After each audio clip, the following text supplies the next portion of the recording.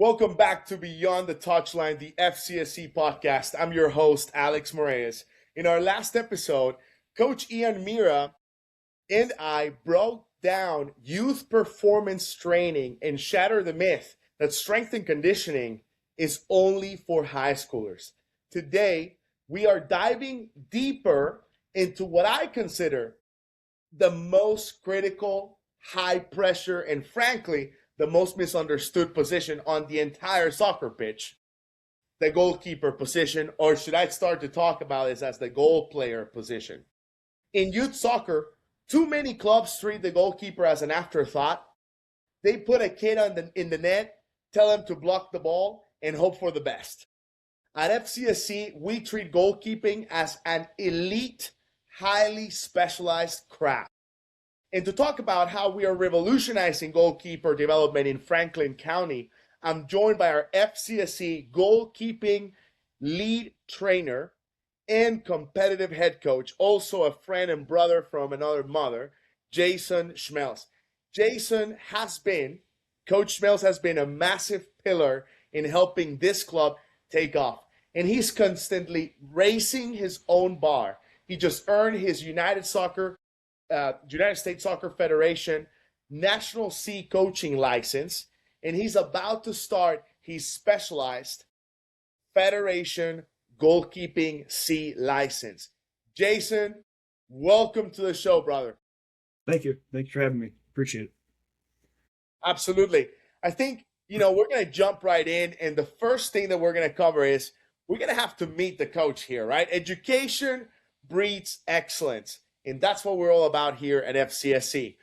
So let's talk about education first. You just wrapped up your Federation National C license or badge. Right. And now you're stepping straight into the USSF Goalkeeping C license. In the youth soccer world, it is incredibly rare to find a local club where the goalkeeper director holds that level of national licensing. Why is this advanced education so important to you, and how does it impact the kids you train, Jay? Yeah, I just want to learn as much as I can. I mean, I do a lot of studying on my own. I do a lot of research on my own. I'm constantly brainstorming, writing stuff down, jotting notes, looking at videos, a lot of research. But I just want to learn from the actual federation and brainstorm them, pick ideas from them. When I was in my D course, actually, for the federation, they said there's no such thing as stealing ideas. That's how we come up with ideas. So I want to constantly learn from everybody. So figure there's no better way to take the National C course, and I'm very anxious to start it. So I'm ready to get it started, get it over with, get that title. So.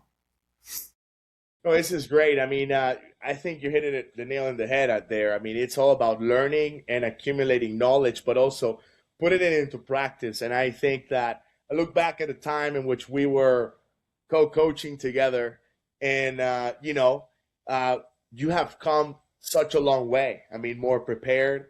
Your method is now more effective because of that acumen of knowledge, right? So how can you describe your method on teaching and these goalkeepers? My camps especially, I always, like day one, no matter if they've been to my camp or not, I always start out with kind of a refresher. Just make sure, get the cobwebs out just in case, because some people are in our club, some people are that come to the camp. So I get the cobwebs out. Let's go over the basics: diving, correct form of catch, correct form of diving, jumping. Make sure they know how to fall. If somebody gets injured, there is a proper way to fall. Believe it or not, there is. Using the ball as a pad is one of them. Day two, we always start off with like agility and like a warm-up agility, hand-eye coordination stuff to get your brain going, because that's a big part of it, is get your eyes and your brains working with your hands. Of course, that's a big part of goalkeeping. And then we'll break it down into like days. So one day we'll do 1v1s with the block and spread save and controlling the box. Next day we'll do like a whole day of diving, and then jumping, like getting the high ball.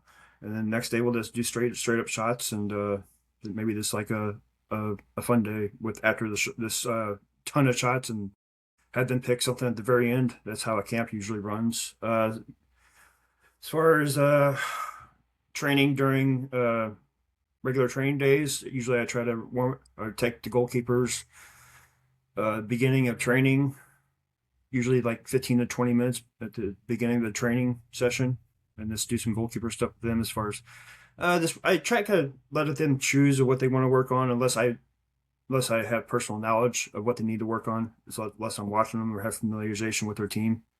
Other than that, I usually let them choose. I do like to work on distribution also within the camps. Is also an important part. And then private sessions is just what their request is, what they want to work on. So yeah, that's how I break it down usually. I think that you're just not a volunteer parent throwing power shots at a kid until they're bruised, right? I mean, you're Yeah, teaching a system. You're using the methodology from the U.S. Soccer Federation. It is game-like. You're touching on topics that matter in a modern goalkeeping player and in the modern soccer world. It's not just shot stopping; it's also distribution with your hands, with your feet. yeah, And that's why FCSC has taken off the way it has, because leaders like you are investing in themselves to invest in the players. We cannot produce quality talent if we don't know what the coach is doing. And so in here, we prioritize developing the coach as well as the player. Let's talk about the next thing here, if we may, which is the myth, right? So there's a myth out there in U.S., well, actually in youth soccer around the world, particularly in this country for the context of youth soccer in America, and that is the goalkeeper is the 11th outfield player. Now let's bust this massive myth that drives us crazy in youth soccer. A lot of old school coaches still think a goalkeeper's only job is to stand on the line and use their hands. But in the modern game, that mindset will get a team exposed. What does a modern goalkeeper look like in your curriculum, Jay? my goalkeeper is very involved with the game, constantly talking. It's kind of like the quarterback in American football, constantly talking, controlling things, scanning the field, directing people. Should be nonstop, especially at older age. Once they get to last year 99, first year 11-11, they should always be talking, controlling the match. Build out is very important. Need to focus on that. And they can even, they gave me dribbling the ball little ways, throwing the ball, decision making. It's a lot more than the shot stopping nowadays. Back when I played, that's how it was. Pretty one dimensional. And to be honest with you, I'm kind of limited to my play. I mean, I've learned a lot, of course, coaching, but from when I played, I mean, it was kind of one dimensional. Unfortunately, I am old, but I am active. I'm in good shape, so I can get with the kids still and play. But yes, nowadays it is very. You're pretty much like the leader of the team, leader of the back. A lot of the goalkeepers are captains. I'm looking at a son of my picture, or a picture of my son right now. He's a ECNL, or yeah, he's an ECNL RL player, and he's actually just got done with a private session right now. So yes, goalkeeping is changed a lot.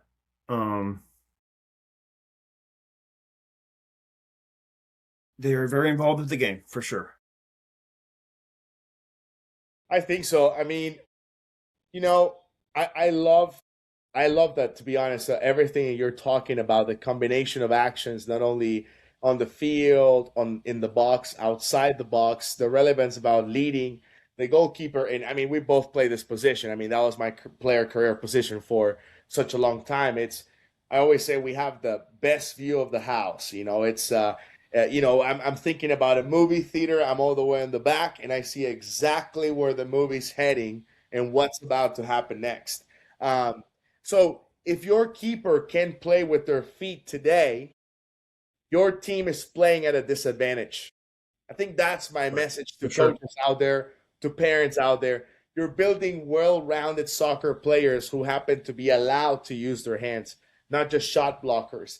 And now you see teams, high-level teams such as, Manchester City, uh, Bayern Munich, in which the keeper steps up is the sweeper, but the second center back pushing the fullback further, making the second center back stretch as a fullback, or allowing either center back or fullback to invert and be a second center holding midfielder. I mean, this is outnumbering uh, the opponent in the defensive half to build out with more confidence and move forward, right? That goalkeeper can't be. That goalkeeper cannot be timid and getting involved with the game. He can't just want. He can't just want to sit back on the line and just stand back there and want to get loose balls or get save shots.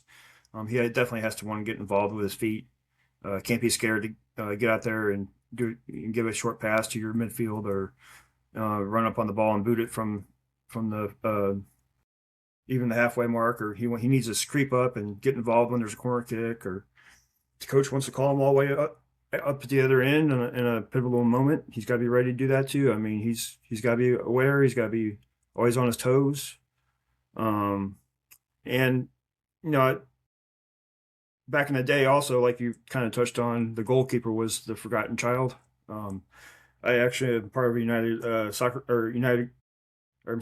Goalkeeper Alliance, and I talked to the guy that was in part of that, and that was one of the first things we talked about, is how the goalkeeper is always looked at as the kind of the forgotten redheaded stepchild, and we both went nuts on that. Kind of got on a soapbox on that, and it drives us nuts. It drives actually one of the first things I said, Alex, I think when the club started is I forgot who I said it to. It might have been Boston or somebody. I was like, if I catch you guys, starting a match without warming up your goalkeeper, I'm gonna be mad, because I've seen it before, especially in rec ball, where team warms up, they talk and take some drinks, get ready, and they start the match, and then you warm up the goalkeeper. It's insane. It blows my mind. Like, how would you not warm up the goalkeeper doing goalkeeper actions before you even start the match? This is it's ridiculous. I've seen it in competitive ball too. It blows my mind, and I would lose my mind as a goalkeeper coach if I saw that. I think it's a lack of preparation and education. I mean, the lack of resources as well from other clubs, and you see this in big clubs, medium-sized clubs, small clubs. If there's no preparation, education, awareness, and a method, if there's no direction, if there's no resources and tools, we're not going to see the goalkeeper being warmed up. We're not going to see the goalkeeper being cognitively active and locked into the game, right? But it also takes time to develop that goalkeeper, and it all starts with us from a shot-stopping perspective in the younger years, mixing in distribution aspects until you're finally touching on shot stopping and distribution in parallel, right? So it takes time to get to that level, but I would argue it's very important for the first function to be met, which is shot stopping aspects. Let's talk about this next thing, which I think it's very interesting considering your background, in the military, right? And that is mental toughness. I mean, you said it best. You said, some goalkeepers are just right there, isolated. Well, this is the loneliest position on the pitch, is it not? And goalkeeping is as much a mental game as it's a physical one. So it's a position of extreme highs and extreme lows. You can make 5 world-class saves, but if you make one mistake, it's a goal. So how do you coach the mental resilience side of the position, Jason? Oh yeah, I mean, I'll just touch on that point first. I mean, I give an example of my son. He's great. He went to his first training session with the new high level team, and he let a couple go. And goalkeepers can't stop everything. I mean, heck, like I told my goalkeepers all the time, it gets past 10 other players before it gets to the goalkeeper. The net is huge. You're a small person. It gets past you. And the other kids were like, "Oh, you let one go." Well, of course you let one go. I mean, it's ridiculous. You're not going to save every ball, right? Yeah, and then you make some incredible saves, and you let that one go that tied the game or lost the game. It's like, and everybody's looking at you. Back there, you're spotlighted. When a midfielder makes a mistake, maybe nobody even saw it. It could be a horrible mistake, and maybe nobody even saw it, or if they did see it, they're going to forget about it in 2 minutes. If the goalkeeper makes a mistake, everybody sees it, and they're probably going to remember it for the next 2 weeks. So I mean, it's just horrible. It's horrible to be a goalkeeper sometimes, as far as that aspect of it. It's a people are definitely you're definitely a highlighted person. It's tough, mentally tough. To let goals go by. You just got to remember. There's 10 other players on that field. They got past all of them first before you. You got the back line that supposed to be your wall. Got past them, and that net is huge. You're one person, and you're not going to stop everything. I think it was like I have the percentage. I had the percentage in my head. I think it was something like 60 or 70% of shots usually get through. I think it was. So I mean, yeah. So That is wild. you got to keep your head up. And as long as it's a quality shot, that's what I tell my son all the time, buddy. That was a great shot. I mean, as long as it's a quality shot, as long as it's in a weak goal. I mean, even weak goals, but you're letting go. But as long as it's quality shots, there's nothing to be ashamed of. I mean, it's going to happen. Another aspect of it is the opposite. Sometimes if you have a great team, you could sit back there all day long and not see the ball. And that gets monotonous also. Sometimes I yell at my players, my goalkeeper, hey, stay involved, or hey, stay ready, or hey, jump around, or hey, move your arms, because there could be a period of 10 minutes, 15 minutes that the ball doesn't get on the end of our half of the field. And I'm just afraid my goalkeepers go fall asleep. So I'll yell back there at them, hey, jump around, or hey, move your arms, or whatever, just to keep them involved, because that could get very monotonous, and you could really get your head out of the game. You could start looking at butterflies back there or whatever. I mean, that gets rough mental wise too, when there's nothing going on. Also cold and hot weather. The other players, they're running around in cold weather. I mean, they're running around. It keeps them warm. You're back there freezing your butt off, shivering, and then all of a sudden you got to react to a quick shot.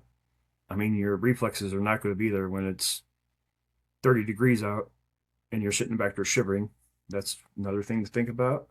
This is things that parents and other players don't think about, but you and I know this. The other goalkeepers know this. Even when it's hot out. I mean, sometimes it's better when it's 80 degrees or 85. I'm not saying when it's 100 degrees, but it's 80 degrees. Sometimes it's better running around, to be honest with you. With that sun's beating down on you, just standing there on a turf, it could get hot. Standing in one spot. It can get. I mean, I think one of the things that I love the most about the method and how you teach, how we coach in general at FCSC is that, yes, everybody's going to make mistakes. I mean, for God's sake, I mean, the professionals make mistakes. And of course, in this business of youth development, because we're not in MLS, we're not in the UEFA Champions League or the World Cup ourselves. We're in the business and goal of developing players. Mistakes will be made, and we allow for mistakes. Yes, it can be frustrating. However, it's such an important part to fail forward, and we use mistakes in our case as data, not as failures, for example. Right. I mean, how many times have we met with you, Coach Pope, Coach JB, so many coaches to talk about, hey, let's look at the video from that past game. Let's look at, okay, hey, this is what I'm seeing. This is the trend for 5 minutes, 10 minutes. It happened 3-5 times. This is the mistake. The center midfielder that's a turnover moment, and we get attacked, for example. That's data. That's not failures, and we always win. We always win. And having that mindset allows our players to grow, allows our coaches to grow, and we can focus on making new mistakes and fixing and adjusting these little things. I mean, that's called coaching. Yeah. A great aspect of the goalkeeper I had in my girls team this past spring. It's a fine line goalkeepers going to need to have. They need to care, but they can't care too much, I guess I should say. I mean, it's kind of weird to say, but they need to care, but they can't get over emotional. So the goalkeeper I had, she's a young girl. So this is a very responsible thing of her to show. She came off the field a couple of rough games, and you could tell she was wanting to cry. She was upset, but she didn't. You could tell she cared on her face. She was disappointed, but she held it together. And then she went back in the next game and had great games. So that's one thing. You got to care, but you can't care too much, I guess. It's kind of how I put it, I guess. Is that that say? I think you've said it before. What was it? You have to have a short memory, huh? Yeah, for I sure. mean, that short memory aspect of, okay, well, it happened, stocks, sure. Let's be composed, move on to the next thing. Right. All right. So now that we've talked a little bit about you as a coach, obviously your method, what we're doing at Franklin County Sports Club, I'd like to talk about the June and July goalkeeper summer camps coming up that are going to be really great. Actually, these registration for these goalkeeper camps have soared. This is the biggest camps we've ever had. I mean, we started with 8, 10, 12, now it's like 16 and more to come, So let's talk about how local players can experience this high-level training firsthand. We have our FCSC goalkeeping summer camps. They're coming up fast across June and July. Coach Jason, who are these camps for, and what are the kids going to walk away with after spending a week under your guidance? And we have 2 weeks, by the way, coming up. So the first one's next week. Still got a couple spots left for that one. The one in July is pretty full, but the one next week we still have a couple spots, especially in the younger groups. So 8 to 19, and then next Tuesday through Friday. Younger groups start earlier, older groups start later. So day one, like I said, usually we do like a refresher just to make sure everybody's on par. On any injuries, so make sure people know how to fall. Like I said, there is a proper way to fall. And then we'll probably do a day of full day of diving, because that's we do high dive, mid dive, and low dive, and so that's a big day, because there's a lot of different diving. You gotta get it right. A lot of points to go over. Some there's a lot of points of what people do wrong and right on diving. So, and then we'll do speed and agility every single day. I like to do sprinting. I like to do short sprints, because that's what mainly goalkeepers need, is short sprinting. Get to the loose ball and dive on it. I teach a lot of aggression in my goalkeeper camps, because that's how I played, and that's how I like my goalkeepers to play, to be very aggressive when there's a loose ball. Any chance to get the ball in the box, I like my goalkeepers to go get it and get their hands on it. And then definitely do some 1v1 stuff. That's a big part of the game nowadays, is the goalkeepers getting out of that box, cutting down the angle, because you stand back in that box and there's 1v1. The goal's huge to that player, so you need to get out, do the proper block or spread save, or just dive on the ball. That's the last option. So I did that last year, a lot of block and spread saves. I saw some of it during the season, but I'd like to see more out of the goalkeepers in the club. A couple of my goalkeepers use it sometimes, but I like to see them use it all the time. Because that's your only chance to look cool, goalkeepers, is when, you don't get noticed a lot, but when you do that 1v1 saves and you do a block or a spread save that's really pretty, it kind of awes people. So that's your one chance to look cool. It's kind of like a slam dunk in basketball. So we'll work on that. And then we always work on distribution. We're got half a field, so I'll probably work on, with the youngers, I could work on kicks. On the olders, I'll probably end up working on goal kicks and throwing and rolling. Probably won't work on like a drop kick or anything, but we'll probably work on throwing, rolling, and goal kicks probably for the olders. Probably what we'll do. Sounds great. Like I said, it's a big part of the game. Other than that, that's probably what we'll do the 4 days. And then the second camp's in July. That one, I know the older group's pretty full, but we still have room for both of them, room in both the camps, especially then the one next week. It starts Tuesday through Friday. Absolutely. So parents, if your child is playing goalkeeper or showing interest in it, do not let them go into the fall season, whether that's rec or competitive, without proper technical foundation. or bad habits in the net lead to surrender goals and loss of confidence. Let Coach Jason and his staff build their blueprint there this summer. And by the way, I just want to give out the dates, which would be June 22nd through 25th. That's coming up quick, as well as July 13th through the 16th. Those are the 2 weeks for the Guardian Goalkeeping Academy that FCSC has put together at N Sports Rec, our partner in Washington. Very, very excited for this. All right, so don't forget to lock in your spot. And I guess what we have left here is, Jason, thank you for your leadership, your continuous commitment to your coaching education, and everything you do for Franklin County Sports Club. Thanks for having me. And I love coaching. It's my life now. So yeah, I'm here always. Oh, this is great. To register your player for June and July goalkeeping summer camps, hit the link in the description below or head directly to franklincountysc.org/camps. Secure their spot today before registration closes. Early bird discount and multiplayer registration discount. 10% plus 10% in case you have multiple athletes. Until next time, keep commanding your box, and we'll see you beyond the touchline. See you.